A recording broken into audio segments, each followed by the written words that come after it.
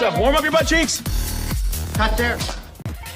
When you get the call from Marvel Studios, you better answer. Not only is it the opportunity of a lifetime, not only will you get the chance to play iconic heroes, beloved the world over, you also get some prime training to put your body into perfect superheroing shape. Oh, yeah. We've gathered together some of the most astounding actor transformations from the Marvel Cinematic Universe for your viewing pleasure. Not only did they reshape their physiques, in many cases, they reshaped their lives and careers too. Robert Downey Jr. might very well have one of the greatest comeback stories in the history of Hollywood. I'm the best. His career kicked off in the mid-'80s with a less than successful stint on SNL. Spider-Man told me! Thankfully, things picked up for Downey Jr. when he appeared in a series of teen movie hits, such as Weird Science and The Pickup Artist. Following these more comedic roles, he ended up taking the plunge into more dramatic fare. His role in the film Chaplin even earned him an Academy Award nomination. But during the mid-'90s, things started to fall apart. His struggles with drug addiction came to the forefront, and his career suffered major setbacks. He was in and out of prison, and despite a successful stint on the hit TV show Ally McBeal, Downey Jr. couldn't seem to get his act together. Thankfully, at the turn of the century, he started to get his act together again, working double time to ensure a full recovery from his chaotic and harmful lifestyle. At first, it was a struggle. Very few people would hire Downey Jr. because of the insurance liabilities. But when Jon Favreau pushed Marvel Studios to cast him in the role of Tony Stark, the studio took a chance and the world has never been the same. Playing a beloved superhero also gave Downey Jr. the opportunity to bulk up, further emphasizing his new, healthier lifestyle. He went from a scrawny member of John Hughes' Brat Pack to the kind of guy who loves to show off his glorious muscular form while hammering metal. Our hero. While Chris Pratt's personal life thankfully never mirrored the trials and tribulations of Robert Downey Jr.'s, Pratt still experienced some significant changes once he was cast as Peter Quill, aka Star-Lord, in James Gunn's Guardians of the Galaxy. Star-Lord. Who? But many fans will recall Pratt's time as Andy Dwyer on the hilarious series Parks and Recreation. Andy was goofy, a bit clueless, and maintained a lovable teddy bear shape and demeanor. It wasn't Pratt's natural size and weight, but he maintained it for the duration of the series. In order to transform himself into Star-Lord, Pratt trained tirelessly for 3 or 4 hours a day to shape and tone his body from the doughy Andy to the muscular Star-Lord. Pratt's time on Parks and Rec resulted in audiences associating him with the goofball-type character. Few expected that he was capable of delivering a more serious performance. But even though the character of Peter Quill skews comedic, Guardians of the Galaxy gave Pratt plenty of more dramatic beats to play to. Now, he's one of Hollywood's top leading men, and it's all thanks to those incredible dance moves. Evan's career didn't start out that dissimilarly from Downey Jr.'s and Pratt's. He made his big breakthrough in the teen comedy Not Another Teen Movie before making his first foray into the world of Marvel.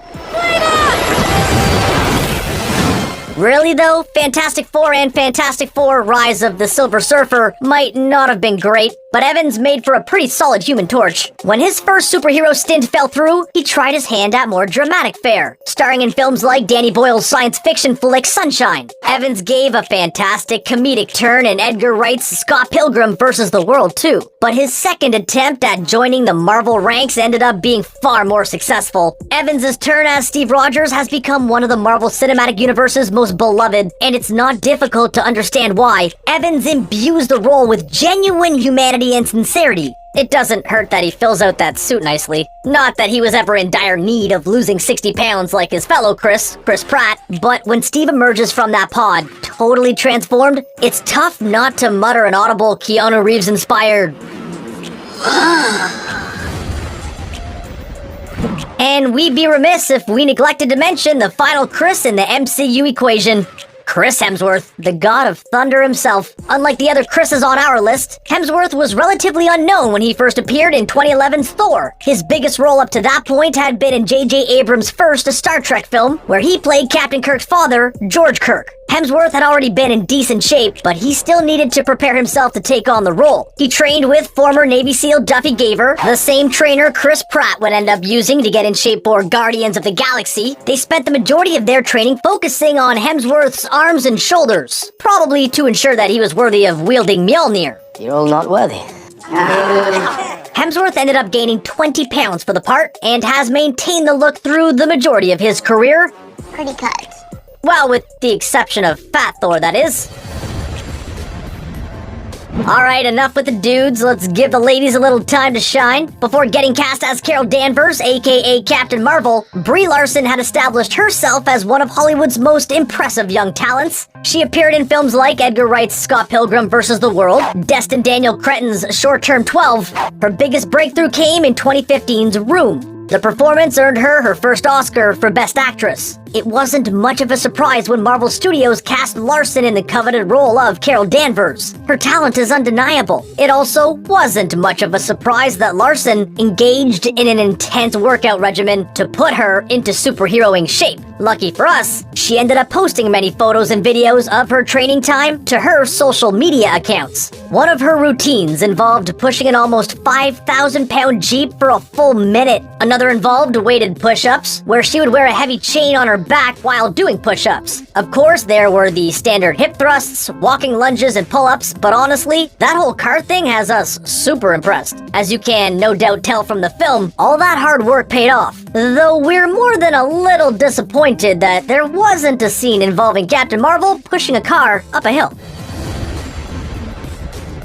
One of the most insane transformations we've seen come out of the Marvel Cinematic Universe is that of comedian/writer/actor Kumail Nanjiani's. When he posted a photo of his new physique on his Instagram in late December, some thought it was photoshopped. Turns out, it was the real deal, and Nanjiani was preparing for his role in Marvel's Eternals film. He said, quote, "I never thought I'd be one of those people who would post a thirsty shirtless," Nanjiani stated in the photo's caption, "but I've worked way too hard for too long, so here we are." It's a stark contrast from the Kumail Nanjiani people have come to know and love from his work in films like The Big Sick and TV shows like Silicon Valley. So how exactly did he pull off his new look? Turns out it was a year's worth of devoted training with some of the best trainers and nutritionists Marvel Studios could buy. So just think, dear viewer, you too could look just like Mr. Nanjiani. It's as easy as getting Marvel to hire you for one of their upcoming MCU films. You'll be the healthiest version of yourself that you've always wanted to be.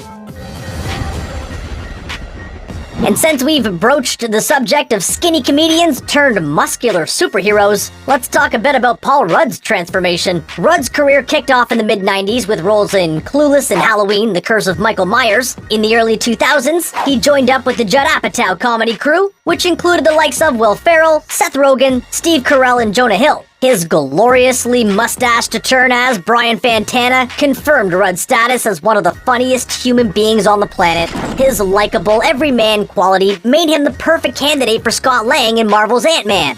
I think our first move should be calling the Avengers. But would that everyman quality translate to a muscular superhero form? Audiences were pleasantly surprised by 2015's Ant-Man to discover the 45-year-old actor had put in time at the gym. In an interview with Men's Journal, Rudd explained, "I was one of those people who always wanted the results but never wanted to put in the work." For Ant-Man and the Wasp, Rudd went even further. He kicked off every day with an hour of cardio, then breakfast and weights. He would do a second round of cardio 3 times a week for half an hour. So quit coming up with excuses and get to work. Get off your computer, go outside, exercise. But be sure to finish this video first. We're almost done.